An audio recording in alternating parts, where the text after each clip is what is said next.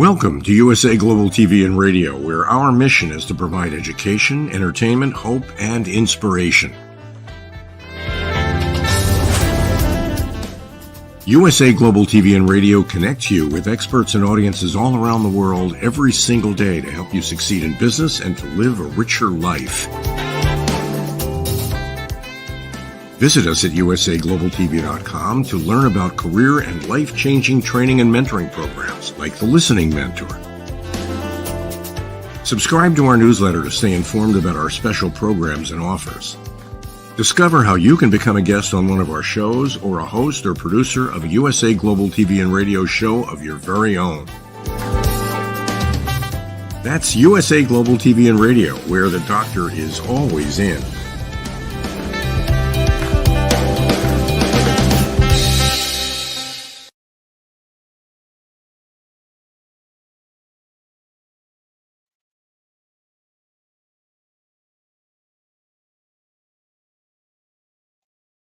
Hi, red.olaughlin here.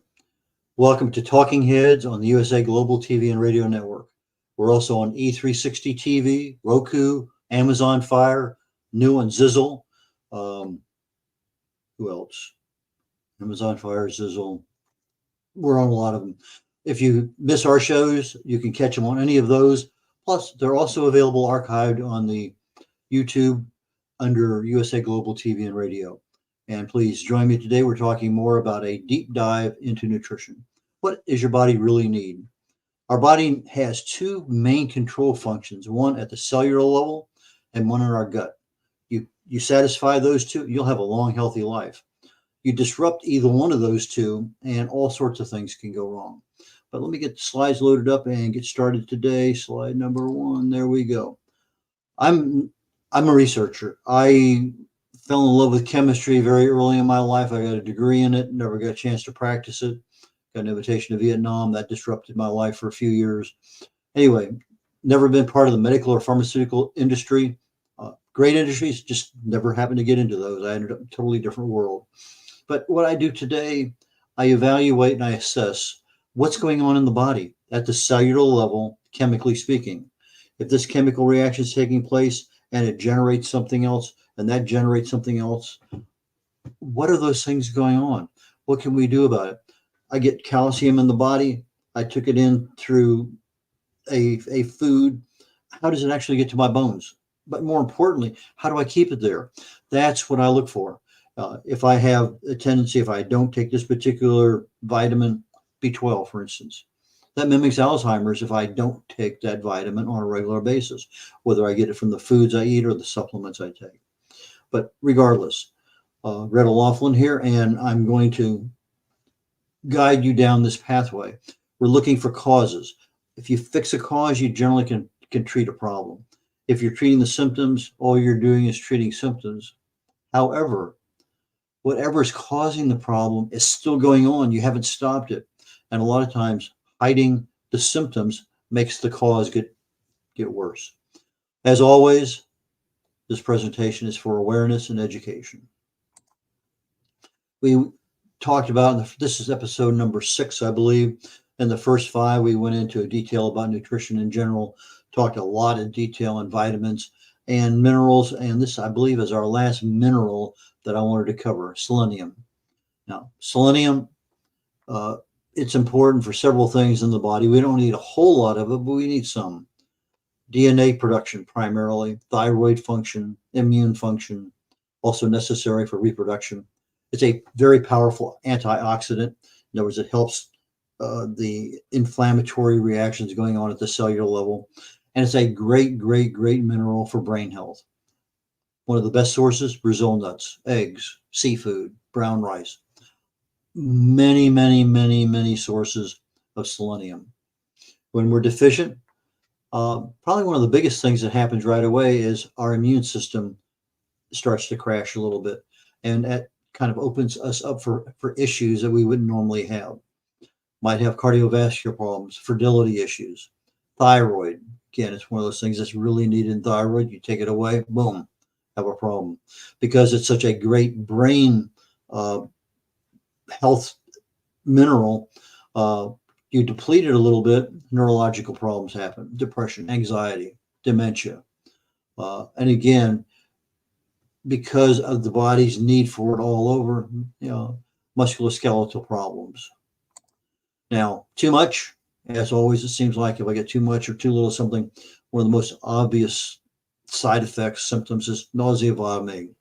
So that's very common for almost all of these deficiencies or too much.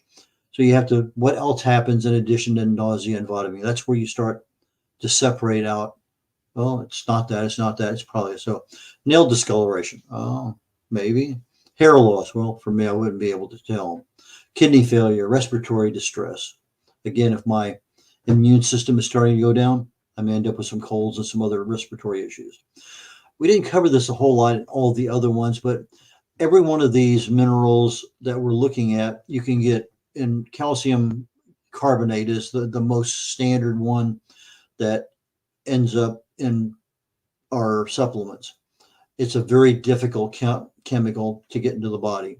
Well, selenium comes as sodium selenite, L-selenium methionine, selenium methyl selenocysteine, lots of things that are there in order to get those. So even though you may not have one, all those other ones are available. Okay, apparently I have a problem here. Let me answer my problem.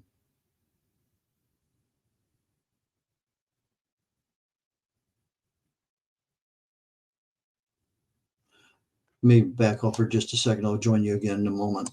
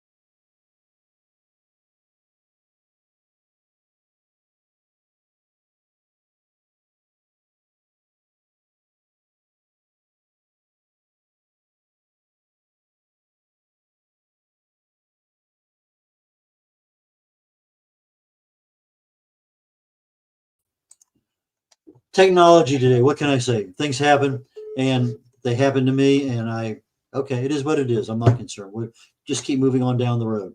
Anyway, the whole purpose of looking at these different chemicals is some are easier to get, even though they're easy, doesn't necessarily mean they're the best ones for you. Magnesium has a whole lot of them. Some of them are very good for a certain aspect of our health, some of them other ones. So to look at the label, see what you're getting. If you're really concerned about how well that is absorbed into the body, Google has an answer for that. But that particular one has 3 different ones. Sometimes you find multiple chemicals that are the same ones. Like vitamin E is 8 different chemicals. We don't get it all from one food group. So anyway, moving right along, fish oils. And the ones that we really need are omega-3 fatty acids. That's EPA and DHA, eicosapentaenoic acid and docosahexaenoic acid. And if you look at the brain, I'm not going to say half of the brain, but a very major portion of it is made up of a fatty acid. And so anything that starts to infringe about the effectiveness of those fatty acids causes brain issues. So if everything is going well, we got brain health, eye health, weight loss is under control, lower blood pressure, lower triglycerides, rheumatoid arthritis under control, inflammation is under control. Anyway, those are things that we can control when our brain health is the way it's supposed to be. But you start taking it away, and we end up with many other issues. And since it's a brain disorder, now we're looking at anxiety, depression, dementia, and others in that area. Sources: oily fish, mackerel, salmon, oysters. But there's also a lot of other sources for that too. Too little: brain fog, confusion, concentration, memory issues. Too much: now we start running into a problem because it's not something that we typically see a lot of, but sometimes it confuses other things that are in our body. So, in other words, if I take a lot of fish oil, I may end up with some blood thinning. And when I start doing that, I start affecting other things in the body, because vitamin A is contained in some of the other sources of fatty acids, omega-3 fatty acids. I may end up with a thing called vitamin A toxicity.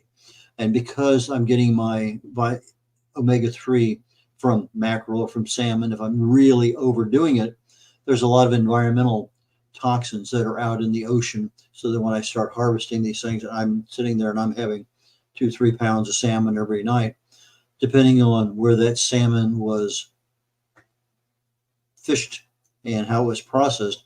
I may be picking up a lot of mercury and other things that are out there in the oceans. Uh, Too much may also affect the immune system. And because this happens to be a fat, I really do need to take this with food. Just taking on an empty stomach, if you've done it, you know about an hour later, all of a sudden you're burping up this fish smell. Not something you want. Anyway, it's a major part there. But when I look at what other fatty acids are out there, they're called omega 6s. And the omega 3s are essential fatty acids. We don't make them in our body. Omega 6s, I need some, not all of them. They're plant based. However, the biggest problem we have is almost all of our food nowadays is made with omega 6 fatty acids. And when you start doing that, in and of itself, not an issue. With anything, too much becomes an issue. If I can hone in on a 1-to-1 ratio of omega 3 to omega 6, I'm living a good life. That's really kind of what I want.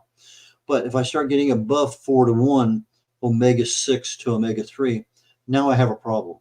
I have a major problem because as that goes up 14-to-1, 30-to-1, 40-to-1, which the typical American diet, standard American diet, has in that 30, 40, 50-to-1 omega 6 to omega 3 ratio, because most of the time we don't get the omega 3s and we get an overabundance of omega 6.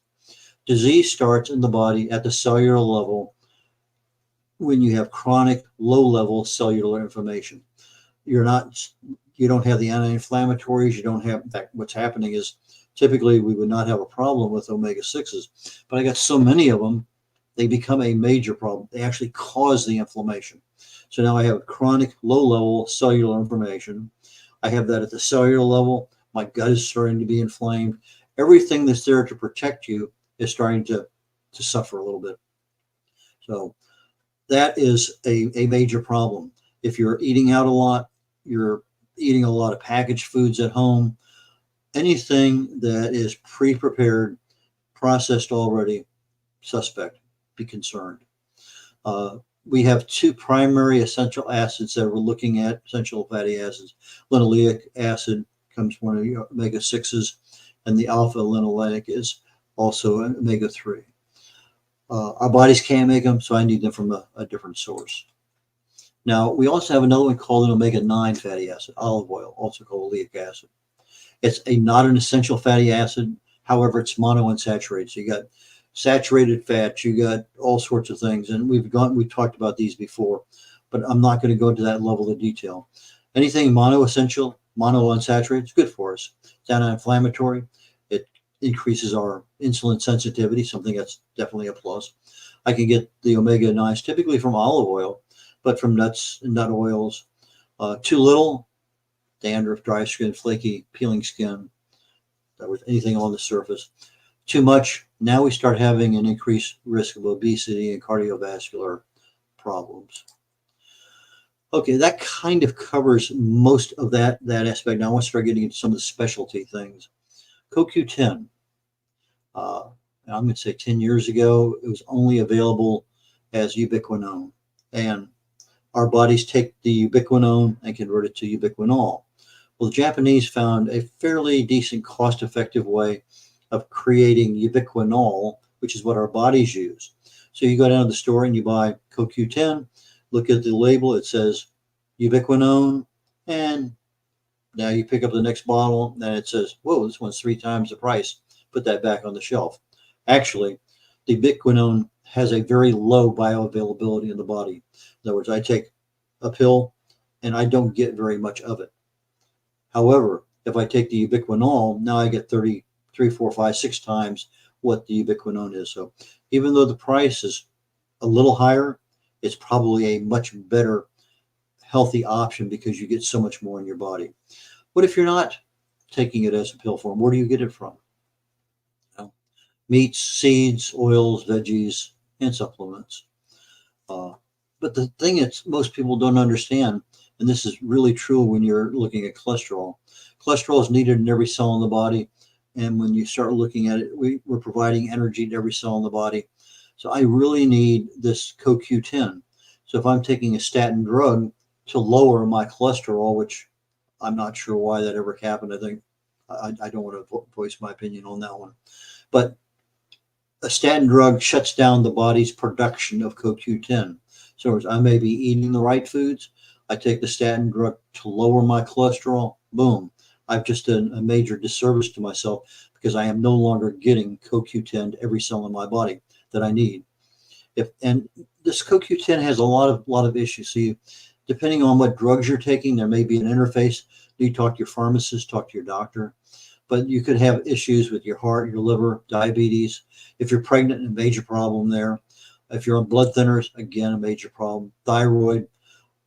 CoQ10, in most cases, it's a good deal to have. In fact, the companies that made the statin drugs, they actually have a patent on one of them that has CoQ10 in the statin drug, but they never produced it, but they have it. There are many articles that say if I'm taking a statin drug, take CoQ10 with it.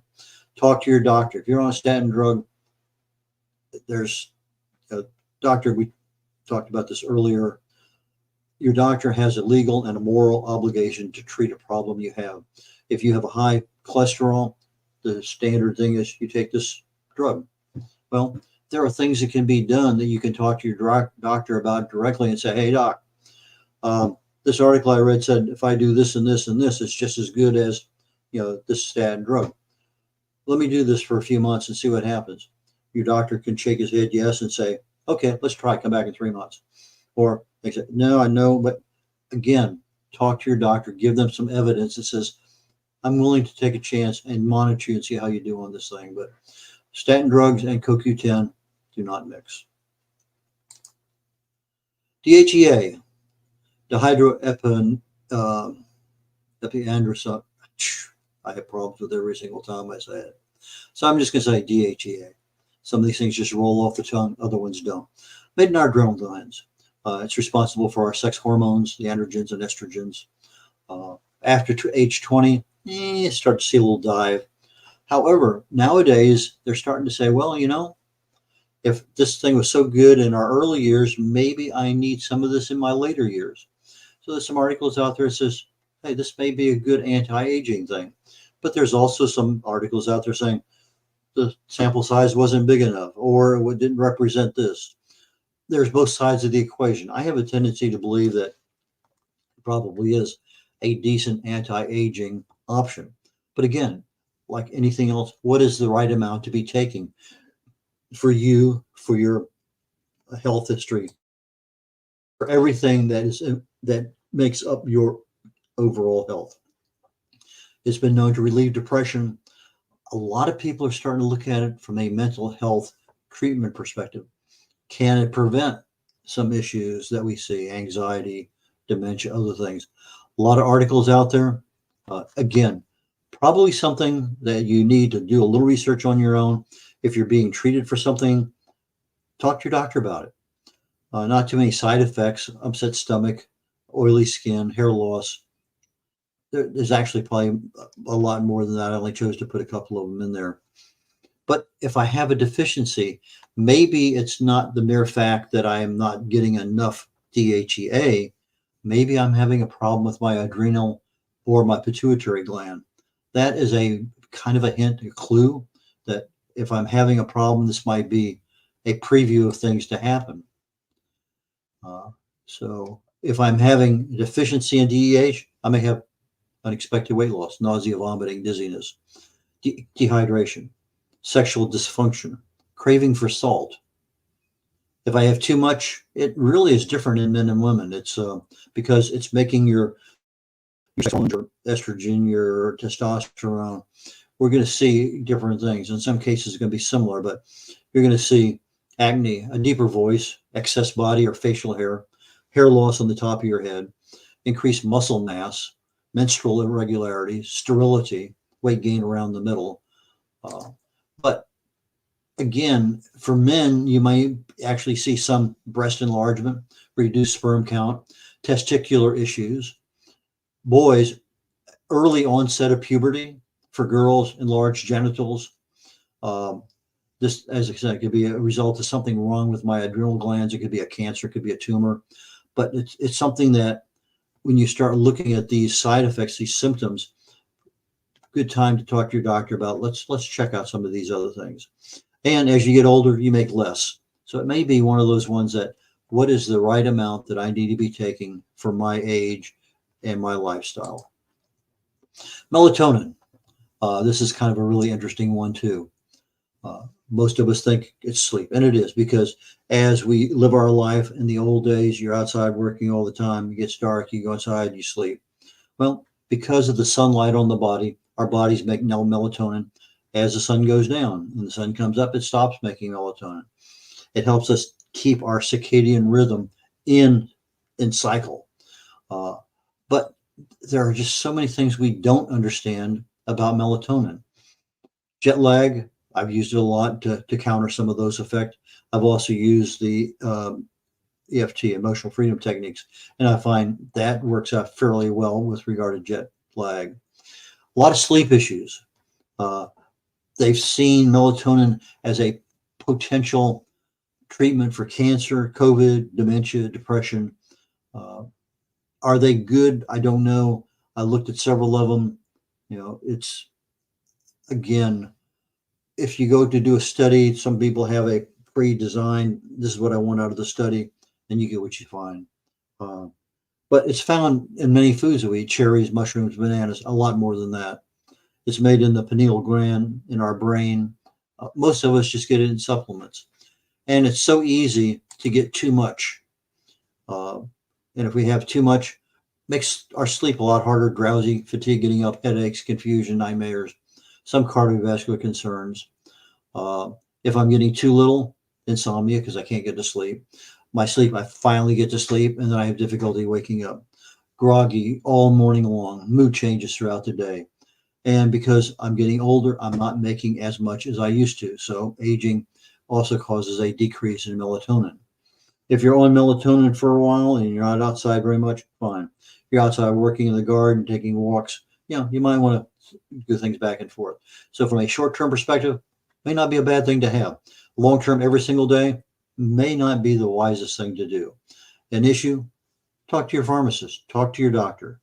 I found it something interesting, the fact that in Britain, in the United Kingdom, you can't get melatonin without a prescription. I thought that was pretty interesting. So let's see what we have here. I think I'm going to leave at resveratrol and cover that when we come back next time, because it's one of a couple different things that needs, in order to be absorbable in the body, I really need something else in it. And most of the time, we're not aware of it. So with that, let me just kind of bounce on down the road here to, whoops, I'm almost at the end anyway. We'll just pick up the last slide the next time we show up. USA Global TV has a playlist of all my former shows on Talking Heads. As an expert presenter, you can find out information on brain, gut health, heart health, stress, toxins, cancer. One of the best books I've written on this topic is The Joy of Ageless Health. It talks about the source of disease at the cellular level in the body and what you can do about it. And I can be found at red.olaughlin.com. And if you have any questions at all, please give me a call, send me an email. Take care. Catch you next week, and we'll continue on down this journey. Bye now.